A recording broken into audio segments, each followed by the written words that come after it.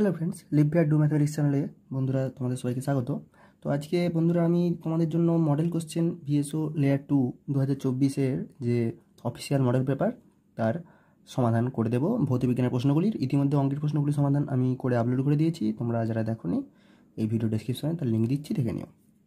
তো দেখো প্রশ্নটা কি বলেছে। মৌলিক একক হিসেবে সময়, চাপ এবং ত্বরণ যদি গ্রহণ করা হয় তাহলে বলের একককে আমরা কীভাবে প্রকাশ করতে পারি। ঠিক আছে, তাহলে আমাদের মৌলিক একক কি? সময়, তাকে টি দ্বারা প্রকাশ করব, চাপকে পি দ্বারা, আর ত্বরণকে এক্স দ্বারা। তাহলে বলের একককে আমি বলকে এফ দ্বারা যদি প্রকাশ করি, তাহলে বলের একককে আমি কিসের দ্বারা প্রকাশ করতে চাই? তাহলে এই প্রপোর্শনাল টু এইগুলো দিয়ে, সময় দিয়ে আমি ধরে নিচ্ছি সময়ের পাওয়ার এ, চাপ দিয়ে ধরে নিচ্ছি চাপের পাওয়ার বি, আর ত্বরণ এক্স দিয়ে আমি ধরে নিচ্ছি এক্সের পাওয়ার সি। তো এই টি পি এক্স এদের পাওয়ার এবিসি আমার জানা নেই, এই এবিসিগুলো বের করলেই আমি এফটাকে কীভাবে টিপি আর এক্স দিয়ে প্রকাশ করতে পারবো বের করে ফেলতে পারবো। তার আগে এই এফ টি পি এক্স এই সবগুলোকে আমি ফান্ডামেন্টাল ইউনিট দিয়ে প্রকাশ করব। সেটা কিভাবে? ত্বরণ থেকে শুরু করি। তো দেখো ত্বরণটাকে আমরা এইভাবে লিখতে পারি। ত্বরণের একক হচ্ছে কি? ত্বরণ হচ্ছে বেগের পরিবর্তন, তার মানে এখানে বেগের যে মাত্রা সেটা হবে বেগের পরিবর্তন বাই সময়, তার মানে এখানে সময়ের মাত্রা হবে। এখন বেগের মাত্রা মানে বেগটাকে কি লিখতে পারি? সরণ বাই সময়, তার মানে বেগটাকে আমি কি লিখতে পারি? সরণের মাত্রা বাই সময়ের মাত্রা, এটা হয়ে গেল বেগ, আর পুরোটা নিচে রইল সময়। এখন সরণের মাত্রা কি? সরণ মাত্রা হচ্ছে দূরত্বের মাত্রা, দূরত্বের মাত্রা লেন্থ এল দ্বারা প্রকাশ করা হয়। নিচে সময়ের মাত্রা টি, তার নিচে আবার সময়ের মাত্রা টি, তার মানে উপরে থাকলো এল আর নিচে হয়ে গেল টি স্কোয়ার, তার মানে এল টি টু দি পাওয়ার -2। ত্বরণ হয়ে গেল। ত্বরণটা কি ছিল? ত্বরণ ছিল আমাদের কাছে এক্স, তার মানে আমি পেয়ে গেলাম এক্স সমান এল টি টু দি পাওয়ার -2। ঠিক আছে, আচ্ছা এবার আমি এই চাপটাকে প্রকাশ করব, চাপ পি। তাহলে পি মানে চাপ, চাপ সমান আমরা কি জানি? বল বাই ক্ষেত্রফল। ঠিক আছে, তো চাপ হচ্ছে বল বাই ক্ষেত্রফল, এটা জানি চাপ সমান। এবার বল কি আমরা জানি? বল সমান ভর ইন্টু ত্বরণ, আর নিচে আছে ক্ষেত্রফল। এখন ভরের একক কি? ভর হচ্ছে আমরা এম দ্বারা প্রকাশ করি, আর ত্বরণ আমাদের বের করে আছে এল টি টু দি পাওয়ার -2। এখানে আমরা বের করে রেখেছি ত্বরণটাকে আমরা এল টি টু দি পাওয়ার -2 বের করে রেখেছি। ক্ষেত্রফল মানে কি? দৈর্ঘ্য তার হোল স্কোয়ার, দৈর্ঘ্য হচ্ছে লেন্থ তার হোল স্কোয়ার করলে এল স্কোয়ার, তাহলে হয়ে যাবে এম, উপরে আছে এল আর নিচে এল স্কোয়ার, তাহলে কেটে গেলে নিচে একটা এল থাকলো, নিচে এল মানে উপরে যখন উঠবে এল to the power -1 R T to the power -2। তাহলে পিটাকে আমরা কী করে প্রকাশ করলাম? পিটাকে আমরা প্রকাশ করলাম M L inverse T to the power -2 আকারে। ঠিক আছে, তাহলে এক্সকে প্রকাশ করে ফেলেছি, পিকে প্রকাশ করেছি, আর টাইম নিজে একটা ফান্ডামেন্টাল ইউনিট, তাই টাইমকে আর কিছু লেখার দরকার নেই। তাহলে এফের মাত্রাটাকে আমরা কীভাবে লিখতে পারি এবার? তার মানে এফের মাত্রা সমান টি এর মাত্রা two the power A, P এর মাত্রা টু দি পাওয়ার বি, এক্সের মাত্রা টু দি পাওয়ার সি। তাহলে এফের মাত্রা আমরা এটা বার করব। এবার আমাদের কাছে এফের মাত্রা চাই, এই মাত্রা আমরা বার করিনি, তাহলে এফের মাত্রা ডান দিকে বের করে নিই। এফটা কি? এফ হচ্ছে বল, তাই তো? তাহলে দেখো এফের মাত্রা অ্যাকচুয়ালি কিন্তু আমাদের এখানে বার করা আছে। আমরা এখানে কি করেছিলাম? বল সমান কি লিখেছিলাম? ভর ইন্টু ত্বরণ। তাহলে ভর হচ্ছে এম আর ত্বরণ হচ্ছে এল টি টু দি পাওয়ার -2। তাহলে এফের মাত্রা M L T to the power -2, উপরটা অ্যাকচুয়ালি এই ভগ্নাংশের উপরটাই হচ্ছে বল, তাহলে M L T to the power -2 লিখে দিলাম। তারপরে এদিকে কি হলো? টি to the power A. P এর মাত্রা কি? পি ছিল আমাদের কাছে, দেখো এখানে পি ছিল M L to the power -1 T to the power -2, তাহলে লিখে দাও M L to the power -1 T to the power -2 পুরোটা টু দি পাওয়ার বি। আর এক্সের মাত্রা কি? এক্স হচ্ছে তো এই দেখো এক্স আমরা লিখে রেখেছিলাম, বের করে রেখেছিলাম এল টি টু দি পাওয়ার -2, তাহলে এল টি টু দি পাওয়ার -2 তার পাওয়ার সি। তাহলে এদিকে পাচ্ছি M L T to the power -2 সমান, এবার এই দিকটাকে আমি এম এর প্রথমে এম লিখবো, এম এর পাওয়ারগুলোকে লিখবো। এখানে এম এর পাওয়ার কত আছে? B, M two the power 1 তার পাওয়ার বি, তার মানে এম এর পাওয়ার বি। আর কোথাও এম আছে? আর কোথাও এম নেই, হয়ে গেল। এবার এল এর মাত্রার পাওয়ারটাকে লিখবো, এল এর পাওয়ার কি আছে? -1, তার পাওয়ারে আছে বি, তাহলে -1 ইন্টু বি হয়ে গেল -বি। এখানে এল কত আছে? 1, আর এখানে সি, তার মানে প্লাস সি 1। ঠিক আছে, এল টু দি পাওয়ার সি তার মানে প্লাস সি, গুণ করলে পাওয়ারগুলো যোগ হয়। এরপর আমি টি এর মাত্রাটা লিখব।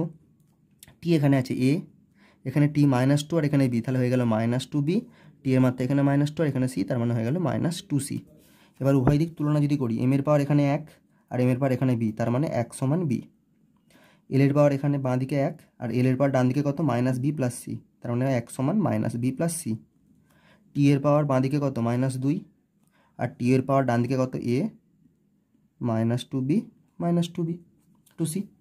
ঠিক আছে, তাহলে বাঁ দিকে আর ডান দিকে পাওয়ারগুলো তুলনা করলাম, তাহলে বি 1 পেয়ে গেছি। এখানে বি 1 যদি বসিয়ে দিই, তাহলে 1 সমান -1 + c, তাহলে এখান থেকে পেয়ে গেলাম c সমান 2। তাহলে বি আর সি পেয়ে গেছি, তাহলে -2 সমান a, -2 ইন্টু বি এর মান হচ্ছে 1 বসিয়ে দিলাম, -2 ইন্টু সি এর মান হচ্ছে 2 বসিয়ে দিলাম। তাহলে এখান থেকে কী পেলাম, -2 সমান a, -2 আর -4, তার মানে -2 সমান a -6, তার মানে a সমান -2 + 6 সমান 4। তাহলে a b c পেয়ে গেলাম।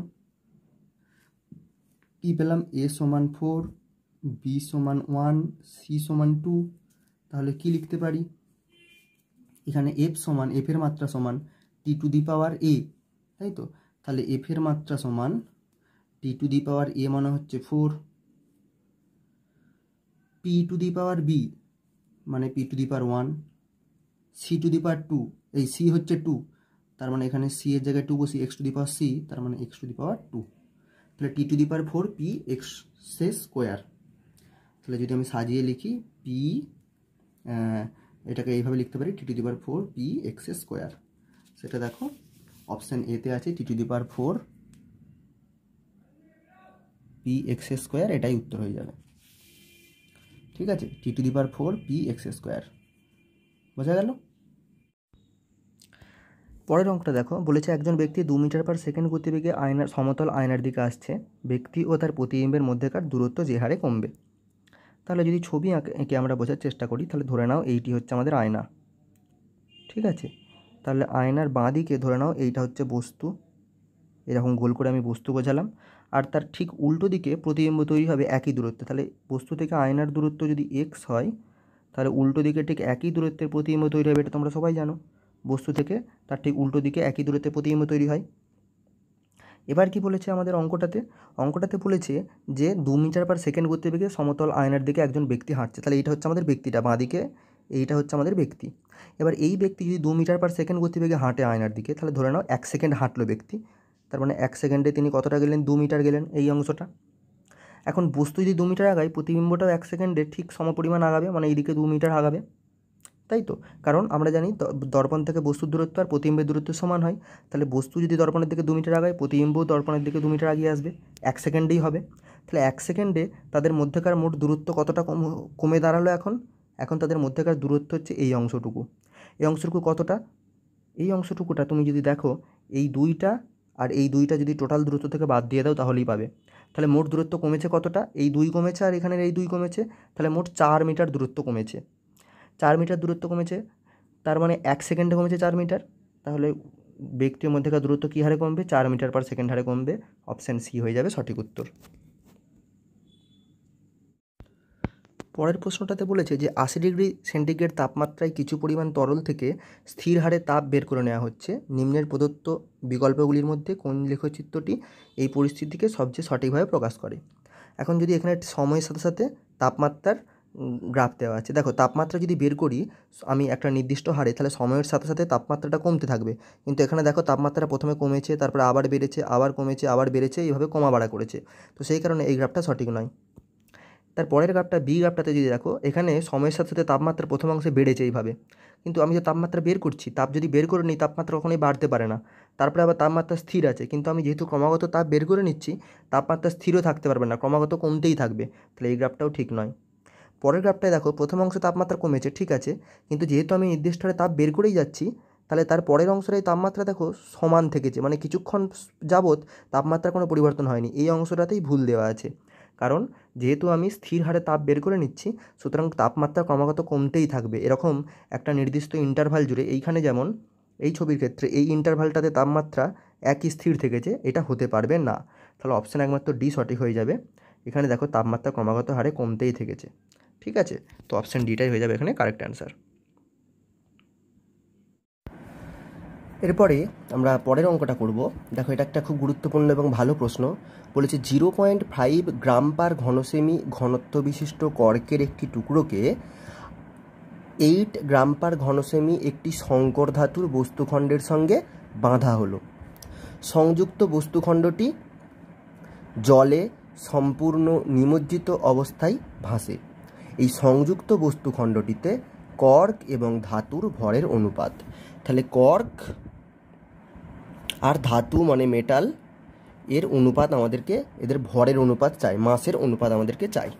কি কি দেওয়া আছে আমাদেরকে ঘনত্ব দেওয়া আছে কর্কের, তাই তো? তাহলে ঘনত্বটাকে আমরা রো দিয়ে লিখতে পারি। তাহলে রো কর্ক বা রো সি লিখলাম। কত দেওয়া আছে? 0.5 গ্রাম পার ঘনসেমি, গ্রাম পার ঘনসেমি। আর কি দেওয়া আছে? আর কার ঘনত্ব দেওয়া আছে না, একটি সংকর ধাতুর ঘনত্ব দেওয়া আছে 8। তাহলে অ্যালয়টার সংকর ধাতু, ওটাকে অ্যালয়, তার ইংরেজি হচ্ছে অ্যালয়। তাহলে রো আমি এ লিখলাম, মানে অ্যালয় বোঝানোর জন্য। এটা দেওয়া আছে 8 গ্রাম পার ঘনসেমি। আগেরটা আমি 0.5 গ্রাম পার ঘনসেমি, 0.5টা লিখতে ভুলে গেছিলাম, লিখে দিলাম। ঠিক আছে, তো এই দুটো আমাদেরকে দেওয়া আছে। আর আমাদেরকে বলা আছে যে সংযুক্ত বস্তুখণ্ডটি, মানে কর্কের সাথে এই অ্যালয়টা বেঁধে ফেলা হয়েছে, এই সংযুক্ত বস্তুখণ্ডটি জলে সম্পূর্ণ নিমজ্জিত অবস্থায় ভাসে। খুব গুরুত্বপূর্ণ। ঠিক আছে, আমাদেরকে এই কর্ক আর মেটালের ভর বার করতে হবে। তো আমি ধরে নিচ্ছি যে কর্কের আয়তন, আমি আয়তনটা ধরে নেব ভিসি, কর্ক বোঝানোর জন্য তলায় সি দিচ্ছি। আর ধাতুর আয়তন এটা কত? ভি। মেটাল, সেই জন্য আমি তলায় কি দেব? এম দেব। ঠিক আছে, এখানে আমি ধাতুটাকে এ দিয়েছিলাম, তাই এখানেও আমি এ দিলাম। এ বা এম যা খুশি দিতে পারি। ঠিক আছে, সংকর ধাতুটাকে এখানে রো এ বলেছিলাম, তাহলে আমি এখানেও এই জন্য ধাতুর আয়তনটাকে ভি এ দিয়ে প্রকাশ করলাম, অ্যালয় দিয়ে বোঝানোর জন্য। ঠিক আছে, এবার আমাদেরকে যেটা করতে হবে, দেখো আমরা কি জানি, ঘনত্ব বা ডেনসিটি, যেটাকে আমি এখানে রো দিয়ে প্রকাশ করেছি, আমরা এই সূত্রে জানি ঘনত্ব রো সমান ভর মানে মাস বাই আয়তন, আয়তন হচ্ছে ভলিউম। ঠিক আছে, তো এই ফর্মুলাটা দেখো আমাদের ভীষণভাবে কাজে লাগবে। কিভাবে? এখান থেকে আমরা কি বলতে পারি? এখান থেকে বলতে পারি যে মাস এম সমান কি, মাস এম সমান কি, ভর সমান ঘনত্ব রো ইন্টু আয়তন ভি। ঠিক আছে, এবার আমাদের কি করা আছে, যেহেতু বস্তুখণ্ডটি জলে সম্পূর্ণ নিমজ্জিত অবস্থায় ভাসে, সংযুক্ত বস্তুখণ্ডটি, তাহলে আমরা কি পাবো না, সংযুক্ত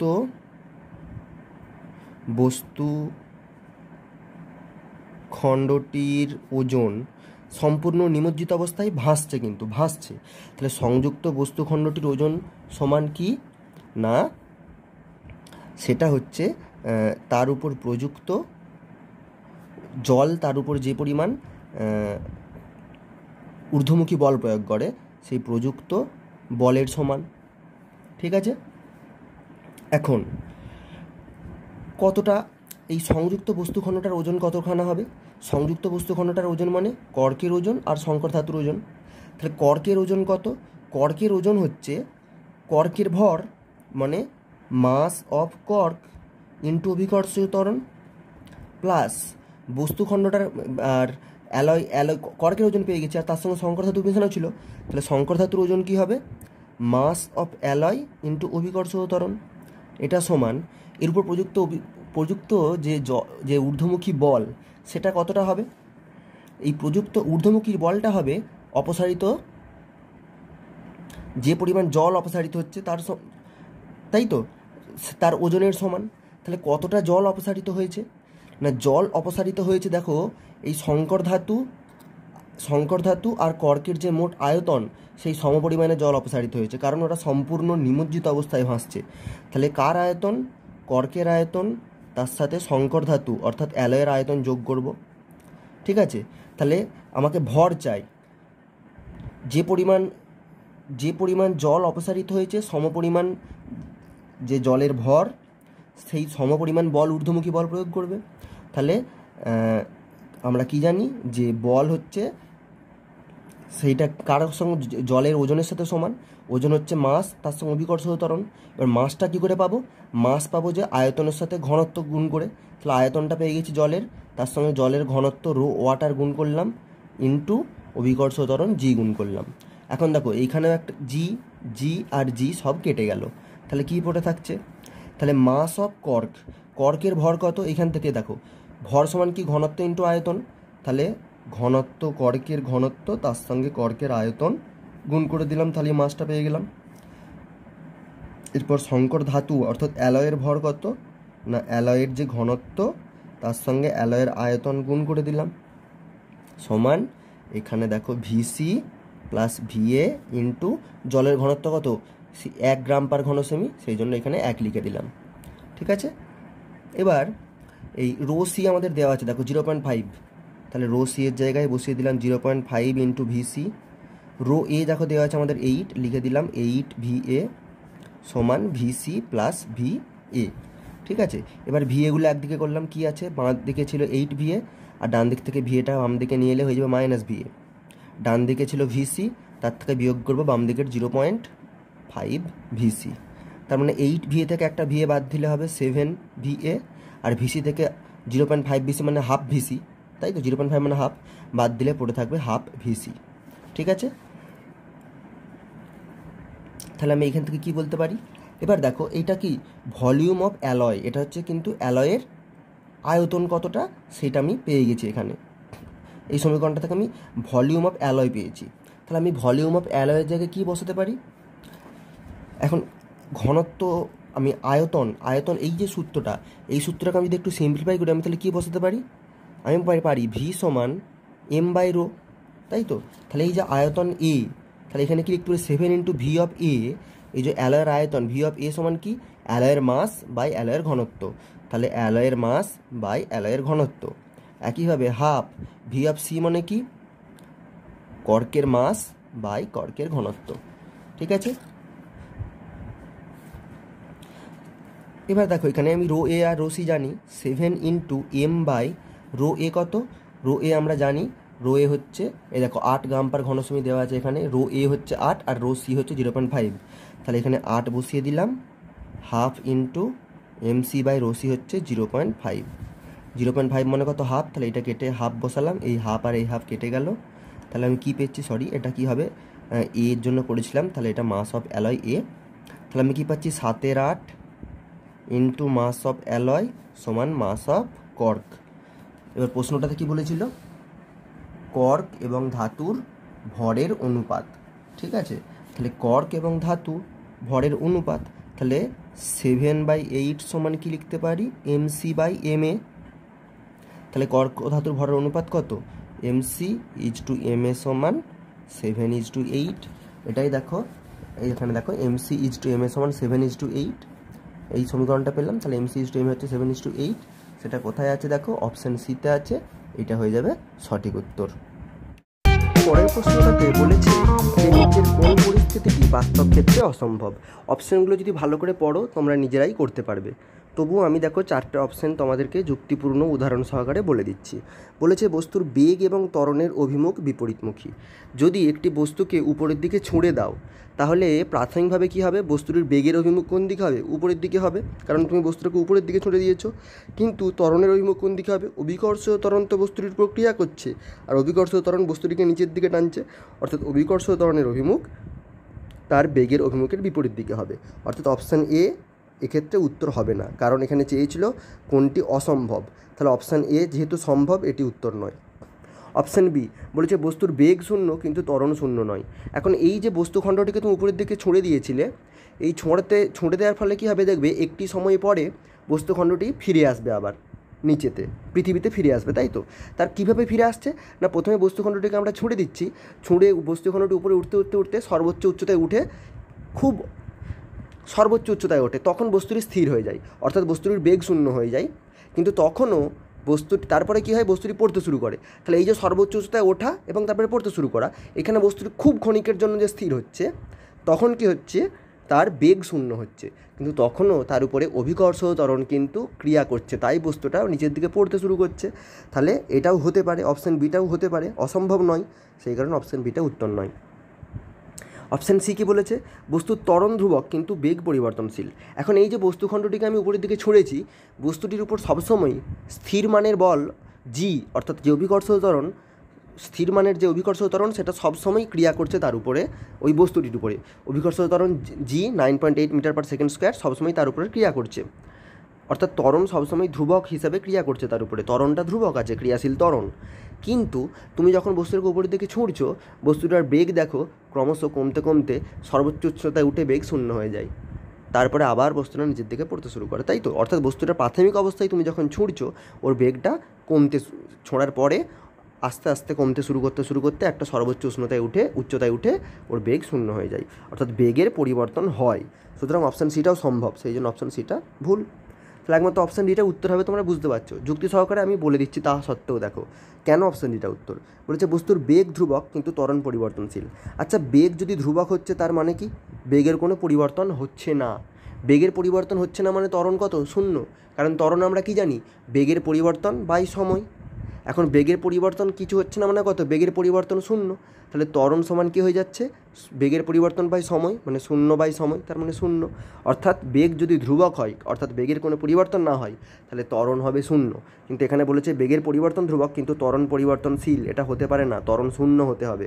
সেই জন্য অপশান ডিটা হয়ে যাবে এখানে কারেক্ট অ্যান্সার, যেহেতু এইটা অসম্ভব। বোঝা গেল? পরের প্রশ্নটিতে বলেছে যে একটি ইঞ্জিন সমগতিতে একটি পাহাড়ের দিকে এগিয়ে চলেছে। যখন এটি পাহাড় থেকে 0.9 কিমি দূরে, তখন এটি একটি তাৎক্ষণিক হুইসেল বাজায়, যার প্রতিধ্বনি 5 সেকেন্ড পরে ড্রাইভার শুনতে পায়। বাতাসে, এখানে একটু বানান ভুল হয়েছে, বাতাসে শব্দের গতিবেগ 330 মিটার পার সেকেন্ড হলে ইঞ্জিনের গতিবেগ কত হবে আমাদেরকে বের করতে হবে। তো অঙ্কটার সবার প্রথমে আমাদেরকে ছবিটা বুঝতে হবে। তো ধরে নাও যে এইটা হচ্ছে আমাদের পাহাড়, হিল, আর এইটা হচ্ছে আমাদের ইঞ্জিন এর অবস্থান। এবার কি বলেছে যে এই ইঞ্জিনটা পাহাড়ের দিকে এগিয়ে চলেছে যখন এটি পাহাড় থেকে 0.9 কিমি দূরে। তাহলে এইটা ধরে নাও পাহাড় আর এইটা হচ্ছে ইঞ্জিনটা। এবার যেহেতু ইঞ্জিনটা পাহাড়ের দিকে এগিয়ে চলেছে, তাহলে এইটা হচ্ছে তাদের মধ্যেকার সেই দূরত্ব যখন তারা 0.9 কিমি দূরে একে অপরের থেকে অবস্থান করে, অর্থাৎ এইচ থেকে এর দূরত্ব 0.9 কিমি। এবার এই অবস্থায় ইঞ্জিনটা একটা হুইসেল বাজালো, তাহলে যদি হুইসেল বাজায় শব্দ হবে, তাহলে এই শব্দটা কি হবে? এতটা পথ পাড়ি দেবে, পাড়ি দিয়ে পাহাড়ের গায়ে ধাক্কা খেয়ে প্রতিফলিত হয়ে আবার ফিরে আসবে। এই ফিরে আসার সময়, এই ফিরে আসতে কতটা সময় লাগে? 5 সেকেন্ড। এবার এই 5 সেকেন্ডে তো ইঞ্জিনটাও কিছুটা আগিয়ে যাবে, তাহলে ধরে নিলাম এই 5 সেকেন্ডে ইঞ্জিনটা এত দূর গেল, তাহলে এইখানে এসে শব্দটা শুনতে পাবে ইঞ্জিনের ড্রাইভার। ঠিক আছে, তাহলে এই 5 সেকেন্ড শব্দের মধ্যে দেখো 5 সেকেন্ড সময়ের মধ্যে শব্দ কতটা পথ পাড়ি দিল? শব্দ প্রথমে এখান থেকে পাহাড় গেল, আবার পাহাড় থেকে ফিরে এলো, যতক্ষণ না ইঞ্জিনটা সেই 5 সেকেন্ড সময়ের মধ্যে একটু আগিয়ে এসে এইখানে থামলো। যেই থামলো তেমনি সে শব্দ শুনতে পেল প্রতিধ্বনির। ঠিক আছে, তাহলে 5 সেকেন্ড সময়ে শব্দ কতটা গেল? শব্দ দেখো, শব্দের গতিবেগ হচ্ছে 330 মিটার পার সেকেন্ড, তাহলে 5 সেকেন্ডে শব্দ মোট দূরত্ব যায় সমান 330 ইন্টু 5 মিটার সমান 1500, 5 শূন্য 0, 5 থেকে 15, 5 থেকে 1 10, 5 থেকে 15 1 16, 1650 মিটার। ঠিক আছে, এবার তাহলে এইখান থেকে এতটা গিয়ে আবার এই এতটা ফিরে আসা, এই টোটাল ডিস্টেন্সটা হচ্ছে 1650 মিটার। কিন্তু আমি কি জানি এইখান থেকে এতটা, তার মানে এইখান থেকে এতটা, এই ডিস্টেন্সটা কতটা? 0.9 কিমি, তাই তো?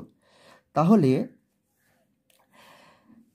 যদি এইখান থেকে এতটা 0.9 কিমি হয় আর এইখান থেকে এতটা প্লাস এই দূরত্বটা 1650, তাহলে 0.9 কিমি বাদ দিয়ে দিলে আমি এইখান থেকে এই দূরত্বটুকু পেয়ে যাব।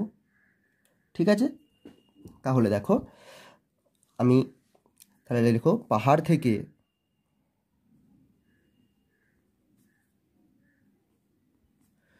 প্রতিফলিত হবার পর শব্দ যে দূরত্ব যায়, তাহলে এখান থেকে এতটা প্রথমে গেল শব্দটা, তারপরে প্রতিফলিত হয়ে কতটুকু এলো এইটুকু, তাহলে প্রতিফলনের পর কতটুকু আসছে এখান থেকে এইটুকু, সেটা কী করে পাবো? মোট যে দূরত্ব গেছে শব্দ 1650, তার থেকে এই থেকে যে পাহাড়ের দূরত্ব, অর্থাৎ ইঞ্জিনের অবস্থান থেকে যে পাহাড়ের দূরত্ব, অর্থাৎ হুইসেল বাজানোর পর থেকে যতক্ষণ শব্দটা পাহাড়কে যেতে যতটা সময় লেগেছে সেই দূরত্বটা বাদ দেবো। সেটা কত পেয়েছি আমি? 1650, সেটা কত পেয়েছি আমি? 0.9 কিমি। এখন 0.9 কিমি মানে কত? 0.9 ইন্টু 1000 মিটার, তার মানে 900 মিটার। ঠিক আছে, তাহলে 1650 থেকে 900 বাদ দেব, তাহলে কত হবে? 750 মিটার। তার মানে এই দূরত্বটা হচ্ছে 750 মিটার। এখন এই দূরত্বটা যদি 750 মিটার হয়, তাহলে এইখান থেকে এতটুকু মানে এই দূরত্বটা কত? দেখো টোটাল যে দূরত্ব 1650, এইখান থেকে এতটা 0.9 কিমি, অর্থাৎ 900 মিটার। এই 900 থেকে 750 বাদ দিলে আমি এইটুকু পেয়ে যাব। তাহলে এইটুকু সময় কি হয়েছে? এইটুকু সময়টা হচ্ছে 5 সেকেন্ড, যার মধ্যে ইঞ্জিনটা একটু আগিয়ে গেছে। তাহলে 5 সেকেন্ডে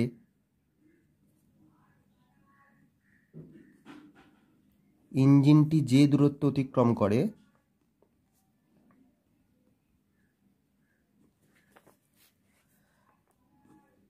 কতটা দূরত্ব অতিক্রম করে? 900 থেকে এই 750 বাদ দিয়ে দেবো, সমান কত? 0, 5 কত দিলে 10, 5 দিতে হয়, তাকে 1 10, 7 8 করলে নয় 1 দিতে, 150 মিটার। ঠিক আছে, এবার আমাদেরকে কি বলেছে? ইঞ্জিনের গতিবেগ কত? তাহলে ইঞ্জিনটা 5 সেকেন্ডে যায় 150 মিটার, তাহলে 1 সেকেন্ডে ইঞ্জিনটা কত দূরত্ব যাবে? 150/5 মিটার, তার মানে কাটাকাটি করলে কত হবে? 30 মিটার। তাহলে ইঞ্জিনটার গতিবেগ কত? 30 মিটার পার সেকেন্ড। 1 সেকেন্ডে যায় 30 মিটার, তার মানে গতিবেগ হচ্ছে 30 মিটার পার সেকেন্ড। অপশন বিতে দেখো সেটা আছে, অপশন বিটাই হয়ে যাবে সঠিক উত্তর। পরের প্রশ্নটাতে বলেছে একটি লাল বর্ণের আলোকরশ্মি কাঁচের তৈরি সমবাহু প্রিজমের একটি প্রতিসারক তলে লম্বভাবে আপতিত হয়। যদি কাঁচ এবং বাতাসের মধ্যে সংকটকোণ 45 ডিগ্রি হয়, তবে প্রিজম থেকে নির্গমনের সময় আলোকরশ্মির সার্বিক বিচ্যুতি কত আমাদেরকে বের করতে হবে। অঙ্কটা দেখো খুব সহজ। আমি প্রথমে একটা সমবাহু প্রিজম আঁকবো। এখানে বলেছে দেখো সমবাহু প্রিজম, তার মানে যে প্রিজমের প্রত্যেকটা বাহু সমান, তাহলে এইটা ধরে নাও আমাদের সমবাহু প্রিজম। আমি হাতে করেই ছবিটা আঁকছি, তোমরা বুঝে নাও। সমবাহু প্রিজম মানে কি? প্রত্যেকটা বাহুর দৈর্ঘ্য সমান, আর তার মানে এটা সমবাহু ত্রিভুজ। সোজা কথাই বললে সমবাহু ত্রিভুজের প্রত্যেকটা কোণ কী হয়? 60 ডিগ্রি হয়, সেইটা আমি এখানে লিখে দিলাম। ঠিক আছে, এবার কি বলেছে? একটি লাল বর্ণের আলোকরশ্মি কাঁচের তৈরি সমবাহু প্রিজমের একটি প্রতিসারক তলে লম্বভাবে আপতিত হলো। নাম দিয়ে দিচ্ছি আমি প্রিজমটা ABC। এবার ধরো আলোকরশ্মিটা AB তলেতে এরকম লম্বভাবে আপতিত হলো। ঠিক আছে, তাহলে এইভাবে লম্বভাবে আপতিত হলে এখান থেকে কোনো প্রতিফলন হবে না, ডাইরেক্ট গিয়ে একবারে এখানে পড়বে, বিপরীত দিকের প্রতিফলক তলে আপতিত হবে। ঠিক আছে, তাহলে এটা হচ্ছে আলোকরশ্মির গতিপথ। এবার দেখো কি হয়েছে, এখানে লম্বভাবে আপতিত হয়েছে, তো তার মানে এই কোণটা 90 ডিগ্রি। আচ্ছা, এই কোণটা 90 ডিগ্রি মানে এই কোণটাও 90 ডিগ্রি। কারণ কি? এটা একটা সরলরেখা এক সমকোণ, তাহলে এই কোণটা মিলে 180 ডিগ্রি হবে। এই কোণটা যেহেতু 90, এই দিকের কোণটাও 90। তাহলে এই কোণটুকু কত? দেখো এই ছোট্ট ত্রিভুজটা কল্পনা করো, এই ছোট্ট ত্রিভুজটা, এই কোণটা 60 ডিগ্রি, এই কোণটা 90 ডিগ্রি, তারপর 90 আর 6 150 ডিগ্রি হয়ে গেছে। তাহলে ত্রিভুজের তিনটা কোণের সমষ্টি 180 ডিগ্রি, তাহলে এই কোণটা 30 ডিগ্রি হতে হবে। ঠিক আছে, এবার বিপরীত দিকে প্রতিফলক তলের এই বিন্দুতে আপতিত হয়েছে, এই বিন্দুতে আমি একটা লম্ব অঙ্কন করব। তাহলে এই আলোকরশ্মিটা বিপরীত তলের আপতন কোণ কত? বিপরীত তলে কত কোণে আপতিত হয়েছে? আপাতন কোণ দেখো লম্বের সাথে সেই বিন্দুতে অভিলম্ব অঙ্কন করলে তার সাথে যে কোণ উৎপন্ন করে, তাহলে অভিলম্বের সাথে কোণটা উৎপন্ন করেছে এই কোণটা। এখন এটা তো অভিলম্ব মানে এই পুরো কোণটা 90 ডিগ্রি, তার মধ্যে এইটুকুটা অভিলম্ব মানে এই পুরো কোণটা 90 ডিগ্রি। দেখো এই পুরো কোণটা, যেহেতু এটা লম্ব এঁকেছি আমি, তাহলে এইটা 30 ডিগ্রি হলে এটা কত ডিগ্রি হতে হবে? 60 ডিগ্রি। তার মানে আলোকরশ্মির আপতন কোণ হয়ে গেল 60 ডিগ্রি। এখন যেহেতু তাহলে আপতন কোণ কত? 60 ডিগ্রি। সেটা কি না, সংকট কোণ যদি 45 ডিগ্রি হয়, তাহলে আপতন কোণটা সংকট কোণের চেয়ে বেশি। তাহলে সংকট কোণের চেয়ে যখন আপতন কোণ বেশি হবে, তখন কি হবে? আলোকরশ্মি আর এদিকে প্রতিষ্ঠিত হবে না, আলোকরশ্মি এই তল থেকেই প্রতিফলিত হবে। তাহলে প্রতিফলন হলে কি হবে? আপতন কোণের মান আর প্রতিফলন কোণের মান সমান হবে। তাহলে আপতন কোণ যেহেতু 60 ডিগ্রি, তাহলে 60 ডিগ্রি কোণেই এটা প্রতিফলিত হয়ে এইভাবে ফিরে আসবে, তাহলে এই কোণটাও হয়ে যাবে 60 ডিগ্রি। তাহলে আলোক রশ্মিটার প্রতিফলন হয়ে গেল। ঠিক আছে, আর প্রতিফলনের কি সূত্র আমরা জানি, আপাতন কোণ সমান প্রতিফলন কোণ, তাহলে এই কোণটা 60 ডিগ্রি হলে এই কোণটাও 60 ডিগ্রি হবে। তাহলে আলোক রশ্মির বিচ্যুতি কতটা হলো, দেখো আলোক রশ্মিটা সোজা এই পথে যাওয়ার কথা ছিল, কিন্তু আলোক রশ্মিটা চলে গেল এই পথটাতে, তাহলে বিচ্যুতি হলো টোটাল এই কোণটা, এতটা তার বিচ্যুতি ঘটলো। এখন এই বিচ্যুতিটার পরিমাণটা মাপবো কী করে, দেখো এইটা এক সরল কোণ, তো এই সরলরেখাটা এক সরল কোণ, তাহলে এই পুরো কোণটা হচ্ছে 180 ডিগ্রি, তাহলে এইটুকু 60 আর এইটুকু 60, তার মানে 120 ডিগ্রি। তাহলে এইটুকু কত, 180 থেকে 120 বাদ দিলে কত হবে, 60, তাহলে এই কোণটাও হচ্ছে আসলে 60 ডিগ্রি। তাহলে আমরা কী পেলাম, বিচ্যুতি কতটা হলো, বিচ্যুতি হলো 60 ডিগ্রি। অপশান সিতে আছে দেখো 60 ডিগ্রি, এটাই হয়ে যাবে সঠিক উত্তর। পুরো অঙ্কটা আমি গল্পের মতো করে বলে দিলাম, খুব সহজ ছিল, আশা করি তোমরা বুঝতে পেরেছো। আমি একটুও ক্যালকুলেশন করিনি, কিন্তু তোমরা মন দিয়ে শোনো, খাতায় লিখে লিখে করো, তাহলে অঙ্কটা খুব সহজেই তোমরা বুঝতে পারবে। বলেছে অ্যাটমসফারিক প্রেসার, আচ্ছা যদি বাংলায় বলি, ভূপৃষ্ঠ থেকে উচ্চতা বৃদ্ধির সাথে সাথে বায়ুমণ্ডলীয় চাপ হ্রাস পায়, এর কারণ কি? দেখো উচ্চতা বাড়তে থাকলে বায়ুমণ্ডলের চাপ হ্রাস পায়, এর একটাই কারণ, অভিকর্ষজ বলের জন্য কি হয়, বায়ুমণ্ডলের বেশিরভাগ কণাগুলি ভূপৃষ্ঠ সংলগ্ন থাকে। ঠিক আছে, তো অভিকর্ষজ বলের জন্য বায়ুমণ্ডলের ঘনত্ব ভূপৃষ্ঠ সংলগ্ন অঞ্চলে বেশি হয় এবং উপরের দিকে আস্তে আস্তে কমতে থাকে। তো সেটা কোন অপশানে আছে সেটা একটু আমরা দেখে নেব। দেখো অপশান সিতে আছে যে একক আয়তনে গ্যাসের অণুর সংখ্যা হ্রাস পায় এবং এর কারণটা হচ্ছে অভিকর্ষজ বল। তো এটাই হয়ে যাবে সঠিক উত্তর। পরের প্রশ্নটা বেশ ইন্টারেস্টিং, বলেছে উল্লম্বভাবে উপরের দিকে ইউ গতিবেগে নিক্ষিপ্ত একটি পাথর সর্বোচ্চ এইচ উচ্চতা লাভ করে। একই বিন্দু থেকে উপরের দিকে 2u গতিবেগে নিক্ষিপ্ত আরেকটি পাথর সর্বোচ্চ ক্যাপিটাল এইচ উচ্চতা লাভ করে। তাহলে স্মল এইচ এবং ক্যাপিটাল এইচের মধ্যে সম্পর্ক আমাদেরকে বের করতে হবে। ঠিক আছে, তো ধরে নাও এইখানে একটা বিন্দু, এই বিন্দু থেকে একটা পাথরকে তুমি ইউ উচ্চতাতে ছুঁড়লে উপরের দিকে। ঠিক আছে, এবার এই একই বিন্দু থেকে বা এই একই উচ্চতায় অবস্থিত একটি বিন্দু থেকে এইখান থেকে ধরো তুমি আরেকটি বস্তু ছুঁড়লে 2u গতিবেগে, সেটা একটু বেশি দূর উপরে যাবে, এটাকে 2u গতিবেগে ছুঁড়লে। তাহলে এই যে উচ্চতাটা এইটাকে বলছো স্মল এইচ, আর এই যে উচ্চতাটা এইটাকে আমরা বলছি ক্যাপিটাল এইচ। এখানে এই উচ্চতা দুটোর মধ্যে সম্পর্ক আমাদেরকে বের করতে বলেছে। ঠিক আছে, তো দেখো এখানে আমাদের দুটো জিনিস কাজে লাগবে, দুটো সূত্র কাজে লাগবে। একটা হচ্ছে ভি সমান ইউ মাইনাস জিটি, আর দ্বিতীয় সূত্র হচ্ছে এইচ সমান ইউটি মাইনাস হাফ জি টি স্কোয়ার। ঠিক আছে, মাইনাস কেন দিলাম, কারণ অভিকর্ষ ত্বরণ বা ত্বরণ জি যেটা, সেটা বস্তুর যে গতিবেগ তার বিপরীত দিকে কাজ করবে, উপরের দিকে ছুঁড়েছি, অভিকর্ষ ত্বরণ তার বিপরীত দিকে কাজ করবে, ফলে আসলে এটা ত্বরণ নয় মন্দন হবে, সেই কারণেই মাইনাস চিহ্ন। ঠিক আছে, এবার দেখো 1 নম্বর কেস ওয়ানে কী বলা আছে, যে উপরের দিকে ইউ গতিবেগে ছোড়া হলো, তাহলে এখানে ইউ আছে, আর সর্বোচ্চ স্মল এইচ উচ্চতা লাভ করে, মানে সর্বোচ্চ উচ্চতা এইখানে। তাহলে এখানে এসে কী হয়ে যায়, বস্তুটা এখানে এসে স্থির হয় কিছুক্ষণের জন্য, কিছুক্ষণ মানে সেটা অনেকক্ষণ নয়, খুব অল্প সময়ের জন্য স্থির হয়, তারপরে আবার পড়তে শুরু করে, অর্থাৎ এই সর্বোচ্চ বিন্দুতে পৌঁছে তার অন্তিম গতিবেগ শূন্য হয়। তাহলে এই যে সমীকরণটা, এখানে ভি হচ্ছে অন্তিম গতিবেগ, ইউ হচ্ছে প্রাথমিক গতিবেগ, জি হচ্ছে অভিকর্ষ ত্বরণ, আর টি হচ্ছে সময় কতটা লেগেছে। তাহলে সর্বোচ্চ উচ্চতায় ওঠে বস্তুর অন্তিম গতিবেগ কত হয়, শূন্য হয়। তাহলে শূন্য সমান ইউ মাইনাস জি টি। তাহলে এখান থেকে কী পেলাম, ইউ সমান জি টি, এখান থেকে আমি টি পেয়ে গেলাম, টি সমান কী পেলাম, ইউ বাই জি। তার মানে আমি কী বলতে পারি, এই সর্বোচ্চ উচ্চতায় উঠতে, মানে এইখানটাতে উঠতে বস্তুটি ইউ গতিবেগে ছোঁড়ার পরে এই সর্বোচ্চ উচ্চতায় উঠতে তার ইউ বাই জি পরিমাণ সময় লেগেছে। ঠিক আছে, ইউ বাই জি পরিমাণ সময় লেগেছে। এবার তাহলে সর্বোচ্চ উচ্চতাটা আমরা পেয়ে যাব এইচ সমান U T minus half G T square, এখানে টিটা আমি পেয়ে গেছি, তাহলে এখান থেকে এইচটা পেয়ে যাব। তাহলে এইচ সমান U into T minus half জি ইন্টু টি স্কোয়ার। এবার টি এর মানটা বসিয়ে দেবো ইউ বাই জি, তাহলে u into u by g minus half G into t এর জায়গায় বসিয়ে দাও ইউ বাই জি তার হোল স্কোয়ার। তাহলে ইউ ইন্টু ইউ মানে u square by g minus half G into u by g তার whole square, তার মানে u square by g square. ঠিক আছে, তাহলে এখানে জি জি কাটা গেল, একটা জি পড়ে থাকলো, তার মানে u square by g minus half u square by g, তার মানে কত হলো, half u square by g. তাহলে এইচ কত পেলাম, এইচ আমরা পেলাম half u square by g. ঠিক আছে, এটাকে আমি বক্স করে রাখছি আপাতত। আচ্ছা, কেস 1 আমাদের হয়ে গেল। এবার আমরা কেস 2তে যাব, এই ক্যালকুলেশনটাকে আমরা ফলো করব। কেস 2তে কী বলা আছে, আমরা কেস 1-এ আমাদের সর্বোচ্চ উচ্চতায় পৌঁছতে টাইম লেগেছিল কত, ইউ বাই জি, ইউটা ছিল কত গতিবেগে প্রাথমিকভাবে আমরা ছুটছি। তাহলে কেস 2তে টিটা কত হবে, আমরা তো কেস 2তে দ্বিতীয় ক্ষেত্রে আমরা কী করছি, 2u গতিবেগে ছুটছি, তাই না। এই যেখানে বলা আছে উপরের দিকে 2u গতিবেগে নিক্ষিপ্ত করা হলো, তাহলে কেস 2তে সর্বোচ্চ উচ্চতায় পৌঁছতে কতটা সময় লাগবে? প্রথম কেসে লেগেছিল u/g, কারণ আমরা u গতিবেগে ছড়েছিলাম, তাহলে u এর জায়গায় 2u বসিয়ে দিলেই আমরা দ্বিতীয় কেসের পেয়ে যাব সর্বোচ্চ উচ্চতায় পৌঁছতে কত টাইম লেগেছিল। এবার সেই সর্বোচ্চ উচ্চতা ক্যাপিটাল এইচটা কী করে বার করব?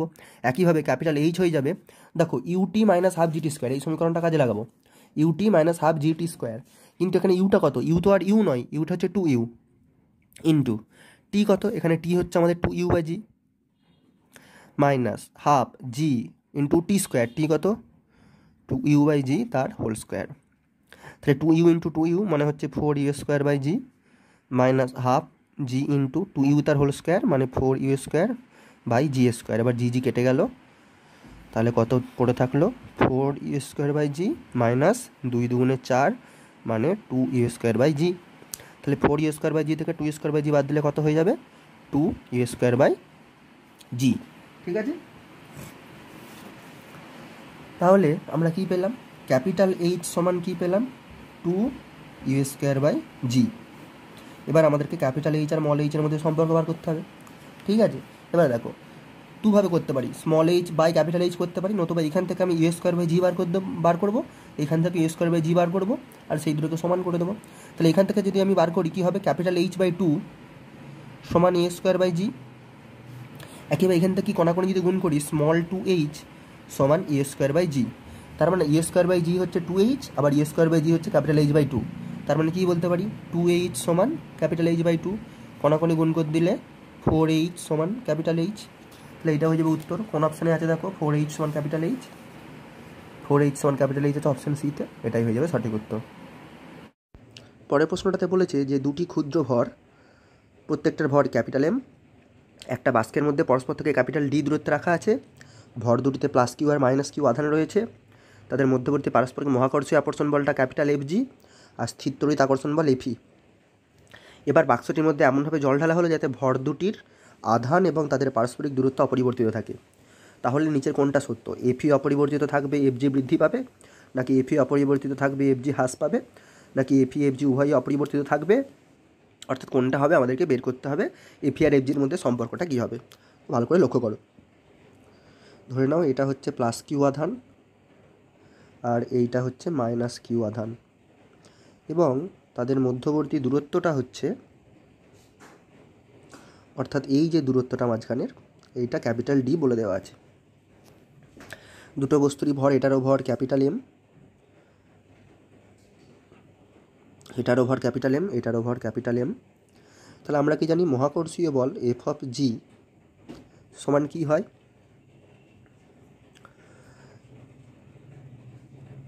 মহাকর্ষীয় আকর্ষণ বলটা হবে g m1 m2, যেখানে m1 আর m2 দুটো হচ্ছে ক্যাপিটাল এম, বাই তাদের মধ্যবর্তী দূরত্বের বর্গ d²। এখানে দেখো প্রশ্নেতে বলেই দেওয়া আছে এমনভাবে জল ঢালছি যে এম এবং ডি এর কোনো পরিবর্তন হচ্ছে না, ফলে শুধু একমাত্র পরিবর্তন হওয়ার সম্ভাবনা আছে জি এর, কিন্তু জিটা হচ্ছে সার্বজনীন ধ্রুবক, এটা হচ্ছে ঠিক আছে, সেই কারণে জি এর কোনো পরিবর্তন হবে না। তো তুমি জল ঢালো বা যাই করো, এই মহাকর্ষীয় আকর্ষণ বলের কোনো পরিবর্তন হবে না, অর্থাৎ FG অপরিবর্তিত থাকবে। কিন্তু এফির কী হবে? এবার দেখো আমি এফির সূত্রটা তোমাদেরকে বলি, তাহলেই বুঝতে পারবে। অর্থাৎ স্থির তড়িৎ আকর্ষণীয় বল FE সমান, এখানে সূত্রটা হচ্ছে 1/4πε0 Q1 Q2/r²। ঠিক আছে, তো Q1 Q2/r², এখানে Q1 হচ্ছে +q আর Q2 হচ্ছে -q, আমি লিখলাম না, Q1 আর Q2 লিখলাম না। ঠিক আছে, যদি লিখে দিই তাহলে কত হবে? Q1 Q2/r² কত হবে? Q1 Q2 করলে +q আর -q গুণ করলে হয়ে যাবে -q², তাহলে এটা হয়ে যাবে -q² বাই তাদের মধ্যবর্তী দূরত্ব ডি তার বর্গ, আরটা হচ্ছে এখানে ডি। ঠিক আছে, এবার দেখো এটা হচ্ছে এই 1/4ε0, এই ধ্রুবকটা শূন্য মাধ্যমের জন্য প্রযোজ্য। যদি শূন্য মাধ্যম না হয়ে অন্য কোনো মাধ্যম থাকে, তাহলে সেই মাধ্যমের যে ডাইইলেকট্রিক কনস্ট্যান্ট সেটা নিচে গুণ হয়ে যায়। তাহলে যখন জল হবে, তো জলের ক্ষেত্রে কি হবে? এই নিচে ε0 সঙ্গে আসলে একটা কে গুণ হয়ে যাবে। ঠিক আছে, আমরা যেহেতু ওই দুটো আধানের মাঝে জল ঢেলেছি, তো জলের ডাইইলেকট্রিক কনস্ট্যান্ট কে কত আমরা জানি, জলের ক্ষেত্রে কে হচ্ছে গ্রেটার দ্যান 1। ঠিক আছে, অর্থাৎ নিচেটা বড় হয়ে যাবে। নিচেতে একটা কে কনস্ট্যান্ট দিয়ে গুণ করছি আমি, যেটা 1-এর থেকে বড়, তার মানে নিচেরটা আগের থেকে বেড়ে গেল। ঠিক আছে, অর্থাৎ যখন শূন্য মাধ্যম ছিল, জল ছিল না, তখন শূন্য মাধ্যম ছিল। তাহলে যখন শূন্য মাধ্যম ছিল আর যখন জল হলো, তখন পার্থক্যটা কী হলো? এবার আমরা অঙ্কটা করি। ঠিক আছে, চলো তাহলে এবার অঙ্কটা করা যাক। সূত্রটা শিখে গেছো। তাহলে যদি যখন Fe হচ্ছে তোমার, ধরে নাও যখন শূন্য মাধ্যম ছিল আর যখন জল দিলাম তখন ধরে নাও Fe ড্যাশ, তাহলে Fe কী হবে? 1/4 pi epsilon not epsilon 0 minus Q square by D square.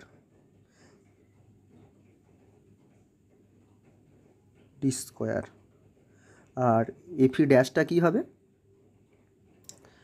Fe ড্যাশটা কী হবে? Fe ড্যাশটা হবে, অন্য কালিতে লিখি, 1/4 পাই কে epsilon 0 into minus Q square by D square. দেখো, যদি মাইনাস চিহ্নটা না থাকতো, ধরে নাও এই মাইনাস চিহ্নটা নেই দুটো জায়গাতেই, তাহলে কি হতো? যদি মাইনাস চিহ্নটা না থাকতো,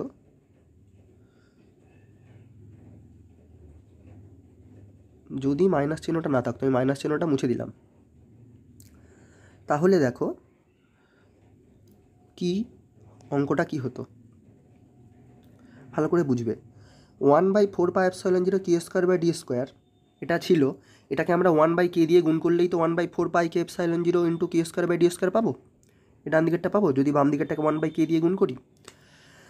তো এখন কেটা নিচে আছে, নিচে একটা 1-এর থেকে বড় সংখ্যা দিয়েছো, তার মানে এইটা বড় হবে, বাঁ দিকেরটা বড় হবে, তাকে একটা 1-এর থেকে বড় সংখ্যা দিয়ে ভাগ করেই তবে তুমি ডান দিকেরটা পাচ্ছ, তার মানে Fe ড্যাশটা ছোট হবে। কিন্তু অঙ্কটাতে তা ছিল না, দুটোতেই মাইনাস চিহ্ন ছিল, তাহলে এই অর্ডারটা জাস্ট পরিবর্তন হয়ে যাবে, Feটা ছোট হবে আর Fe ড্যাশটা বড় হবে। ঠিক আছে।